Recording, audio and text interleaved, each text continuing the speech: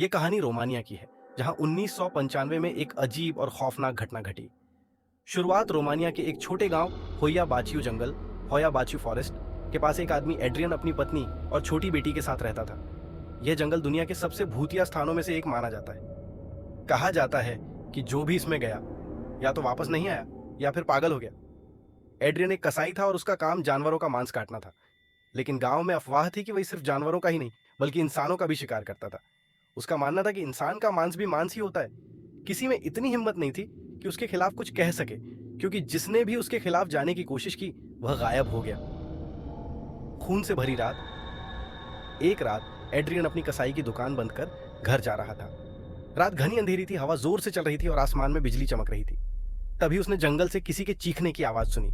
वह रुक गया और ध्यान से सुना। वह आवाज किसी औरत की थी जो मदद के लिए चिल्ला रही थी। बिना सोचे वह उस आवाज की ओर बढ़ गया। जैसे ही वह जंगल के अंदर पहुंचा, उसने देखा कि एक पतली सफेद कपड़े पहने औरत एक पेड़ के नीचे बैठी थी। उसका चेहरा सफेद और आंखें गहरी काली थीं, जैसे अंधेरे के गड्ढे। तुम कौन हो? एड्रियन ने पूछा।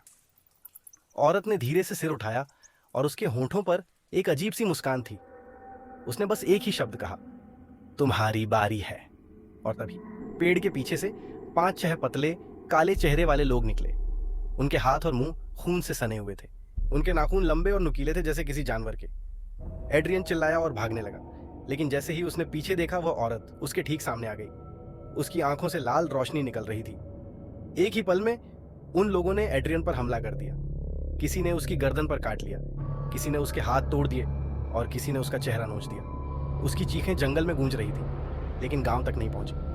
बिना सिर की लाश अगली सुबह गांव वालों ने देखा कि एड्रियन की कसाई की दुकान बंद थी। जब वे उसके घर पहुंचे तो उसका बिस्तर खाली मिला। फिर कुछ लोग जंगल की ओर गए और वहां जो देखा उसे देखकर उनकी रूह कांप गई।